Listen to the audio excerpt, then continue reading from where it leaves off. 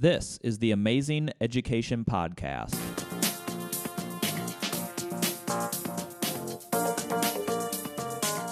Powered by the Ames Community School District, I'm your host, Eric Smith. On today's episode, we are joined by Emergency Management Coordinator of Ames Public Schools, Dr. Kathi Arnold. We're going to have an amazing conversation about the complexities that COVID-19 has had on schools and how she balances it all on a daily basis.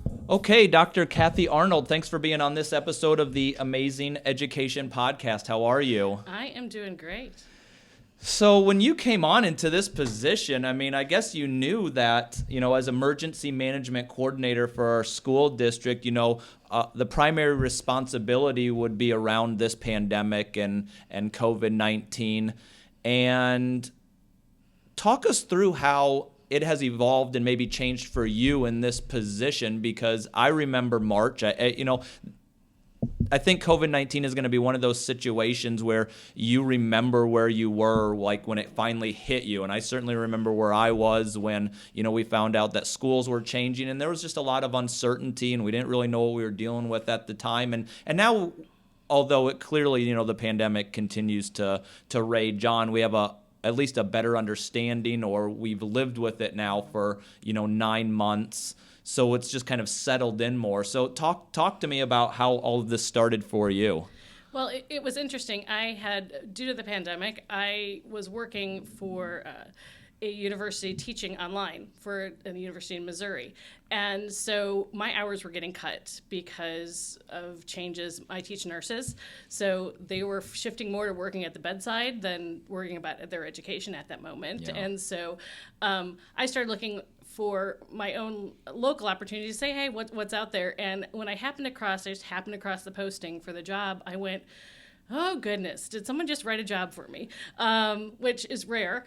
But my background is in pretty much hospital education, hospital emergency management stuff from a hospital setting, definitely not from a school setting. Yeah. But when I looked at it, I showed it to my husband, and he's like, well, that sounds kind of like you. And I said, yeah. And I said, we were thinking through it, and I said, I love logistics. I now think I don't love logistics as much as I used to love logistics. No, I get it. As things have changed. Yeah. But so when I started out, trying to look at the position and figure out, what does this mean? We were starting from nothing. I started August 3rd. You guys had already been doing stuff for months, yeah. Right? So trying to get on board, but also the fact that there was no guidance out there to say, this is what you should do. There wasn't that nice book off the shelf that you pick, and here's the policy manual for all the things that you have to do. Yeah. So, initially it was that development of, what policies do we need? What's our process? All the annoying process flows that you guys got to see me do, because it was like, how do you, and for me, sometimes that's how I think through it, step A, then step B. But then once we got into school, then it's that ever-changing nature of this pandemic. What we knew on September 1st is completely different in some ways than what we know now, right? Yeah. And so how we thought we were going to handle things, you try it and you go, yeah, that was a great idea. Nope. Well, I think we'll get to actually some of those, yep. Because there is a big difference when you're in the idea stage mm-hmm. of planning, and clearly, you identified it. No one has been through this, and that isn't unique to education. That is every industry. Well, I can tell you from a personal standpoint, but also from a district standpoint, you have been absolutely great for us. I don't know how we would function as a district. Like, I can't envision it, right. And quite honestly, I'm not going to try to envision it because I don't want to. So walk through what does your, outside of a podcast today, what would your day be today? Right. So how I've had to also adjust my own day on how I work and what the needs are. So I start work probably about 6:15 or 6:30, because my first thing that I do is to compile the information for our dashboard, mm-hmm. As well as our director's roundtable report, where we give those local conditions on what's happening. And that means a lot of spreadsheets really early in the morning with a big cup of coffee, but trying to get those disparate pieces of information. Have we rolled people on to our metrics, who's rolling off because they're out of quarantine now or they're out of isolation, and trying to pull all those pieces together. So that's what I start off with. And then there's a lot now that policies have been developed in our practices. It's a lot of Q&A. It's a lot of phone calls, which I love. Actually, I love getting the phone calls from staff because again, there isn't an easy answer. It's not, okay, I've been exposed. All right, well, on day this, you're done. It's a little more than that. It's, do you have kids in your home? If the person's in your home, how do you isolate from them? So it's a lot of problem solving. Yeah. With staff, with parents, sometimes with the school nurses, we talk. I talk to most of them multiple times a week, just, again, because no one's gone through it, trying to think through, you think you've thought of every scenario of ways that things are going to happen, and then all of a sudden you're like, oh, wow, okay, let's think through that. Yeah. So it's a balance of that, and then when I have free time, I try to go through the CDC websites and do a lot of research on, because things are changing still. Yeah. I just noticed the CDC updated something on, December 3rd or whatever. Okay, well, let's look through what are those changes and how does that impact us? And then comparing what does the CDC say versus Iowa, and trying to then look at those decision-making, what's the safest thing, but using a balance too, because it's all about risk mitigation and where that balance point is. So I was going to come to this a little bit later, but I think it's a good point to talk about it now. From a communication standpoint, we got to a point this summer, and there wasn't a moment, but I could feel it, not only in myself, but in the community, where there was just so much information being consumed, and there was a lot coming from the district at the time, but that's just one part of our community's life is the school. Then you also have social media, you have news, there's media everywhere and just content around this topic. And I came to the understanding that regardless of the decision that we made as a district, and we take a lot of factors and we can talk through that. There's a lot of variables that go into decision making as a district. But ultimately, oftentimes the decision it's a change from the norm. Like, the norm is we have our students in our buildings and we're teaching and we're learning, and goodness, wouldn't we love to be there again? And, and partly we are there now, but, things can change again. But there was a point where anybody could point to a piece of information that supported what they wanted to do. And that's on every side. And so, as a person who looks at this, you kind of alluded to it. What does the CDC say? What does the Iowa Department of Public Health say? And sometimes they're not the same. And then there's, a university that's doing research about, this topic and that. How do you wade through it all? It's interesting. When I was putting together the policies and the procedures at the beginning, when I first started, I went to where I normally go to. You go to the research, you go to the journals, and then you realize very quickly that there's nothing there, right? It's new. There is. Yeah, right. And so I had laughed at the beginning that I was, when I was creating my citations for things, one of them was a podcast, sure. Dr. Fauci was on a podcast saying something because there is no documentation. So it's really trying to weigh the resources, right? And look at the things that as a doctorally prepared person, look at that research. Is it good research? Yeah. Sometimes you don't know, right? There's research internationally. Does an international school in Denmark, how does that compare to Iowa, to Ames? Right. What are the differences? How are their classrooms set up? How transferable is that research? And really trying to evaluate that. And it is a challenge because anyone will say, well, this one study says this, or this one's, and you can find, in a lot of ways, some ways you can find anything to answer the question the way you want it to. Yeah, so absolutely. It's really weighing that and seeing how is this similar to our environment? How is it dissimilar? And then everything, and you hear me say this, it's a risk benefit, right? Yeah. So what's our risk? What's our comfort level? It would be so easy, again, if it was a black and white decision of, well, this says this and then we do this. Well, it's more complex than one factor, which makes it a pain. Yeah.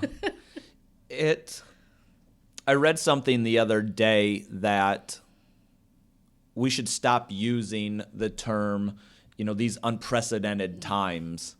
Because at this point, it just kind of is, across the world, but in our country, I always think of, I go back to March, like it kind of started in March, for us in Iowa with schools closing. It's just, this is the way life is for now, and it could be for a while yet. Right. I know on a daily basis, there's masks. We're talking about contract tracing. I know that you're doing that. The number of our students and staff in quarantine and other local conditions. I mean, these are just, terms and vocabulary that now you live with and have been for months. Right. And it's interesting, too, when things change. So when the CDC made the change to 14-day quarantine, which is a nice, easy thing because you can count 14 days and you're done. Yep. Now there's all these factors. And I was talking to a staff member yesterday, and she's like, how do you keep this all in your head? I said, oh, well, I've forgotten phone numbers and birth dates. But I can tell you that on... You only have so much capacity. Yeah, it's gone. It's gone, 7 plus or minus 2. But, it's that... at day 5 you can do this, and which means impacts day 7 or day 10 or day 14. And so it's this constant decision in your head of thinking through what's the right data at that moment and how do you advise someone. But it's ever changing too. And that was one thing I remember saying at my interview was, we'll try something and we're going to have to change, right? We know that we're going to learn more, and as we learn more, we adapt. And I think that's what we've been doing throughout the school year. Yeah. So. Well, I give our parents and our community and our staff and honestly our students as well a lot of credit, because I really feel as though they understand that. I know, and I've talked about this before, but from a communication standpoint, we had to shift a lot in how we approached our communication, and it very quickly turned into, well, here's where our communication is right now. And I remember situations where we communicated something, and literally 2 hours later, we were about ready to communicate the exact opposite of that, just because of how things were changing. Right. And that still applies. I actually sent a text message to, it's a friend of mine, but they have, students in our district, and they're like, so this is the way it is, right? Yes, as of today, as of this moment, I don't anticipate it changing, but at the same time, don't be upset if it does change 2 months from now, because I don't know. Well, and I think that's the interesting, is it's that caveating of anything you say anymore. You feel like, I sent something out today, and it's like, well, as of the 6th of January at 9 a.m., this is what I understand. And because it's hard, right? You expect things to be, this is the fact, this is how it is, and you move on. Yeah. But it's that revisiting of that it's challenging to kind of, you have to date stamp, time stamp so many things to make sure that it's like, well, yeah, that was what we thought 2 days ago. Yeah. Things have changed. One of the things that I think we always need to continue to think about, and we can talk maybe about a couple examples of this, is although it's been 9 months here, it is still new. And we don't know everything. We're still learning. Apparently, the virus is evolving and changing as well. So, we'll have that to deal with. But talk about the concept of like sort of guidelines. So, we have metrics or local conditions in our district that help make decisions. But also, you referenced it before, 14 days, 7 days. Are these magic numbers that scientists suddenly know? It's like after 14 days, then all is good. 7 days, all is good. Like, talk us through that. Yeah, and that's, again, as human nature, right? You want a quick answer. Yeah. Is it this or is it this? We all do. Yeah. I'd like to know when this is going to be done. Yeah, I'll give you a date. It'll be done. I'd love that too. Yeah. My kids would too. Yeah. But no, I think that's, just thinking through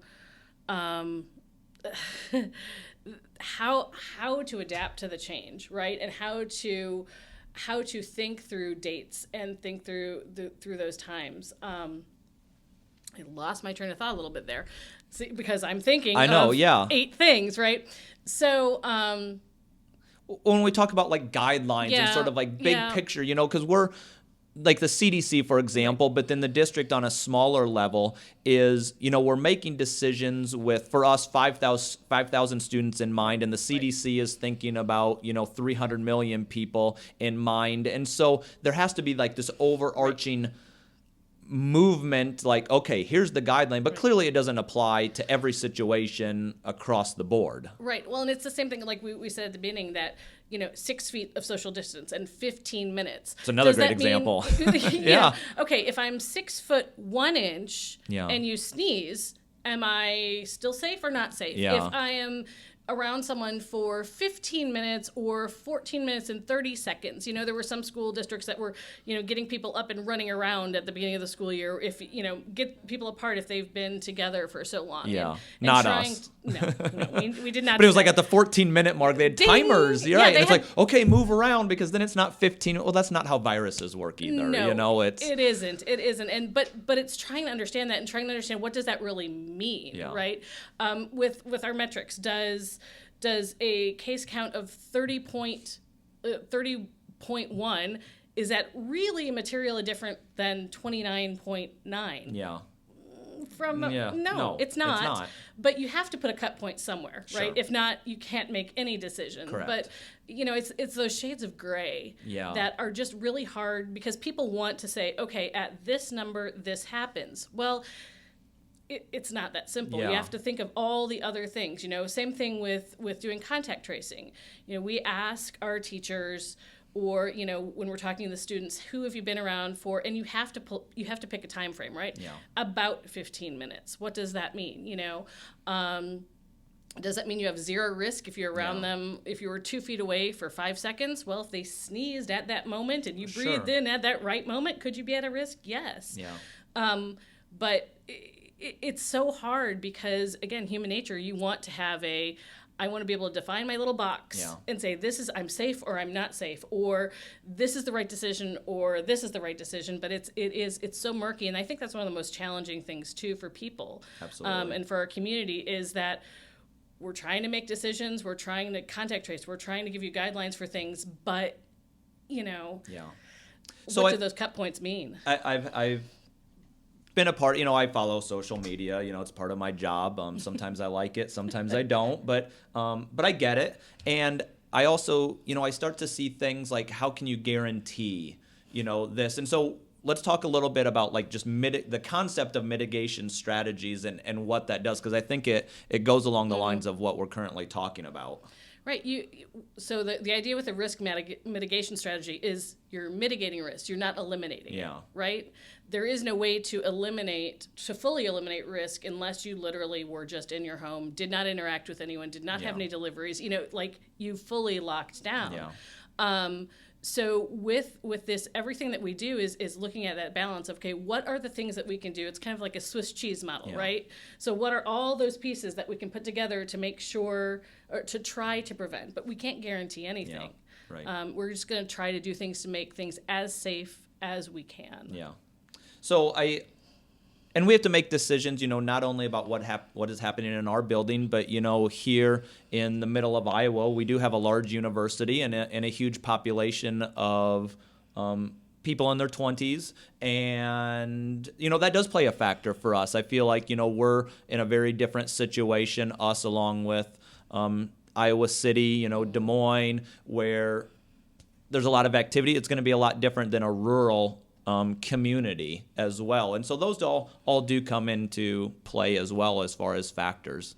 Yeah, and again, this is one of those pieces that we learned. Beginning of September, we knew our numbers were going to go up because we had an influx of people coming to our town. Mm-hmm. What does that mean? We didn't know. No. We don't know. We know that it's not, again, they don't live in a bubble. Yeah. Iowa State isn't, they don't just all stay in one place. They go not. to the stores, they go to restaurants, they go to all those places, right? So what does that interaction look like and how does that affect us? Yeah.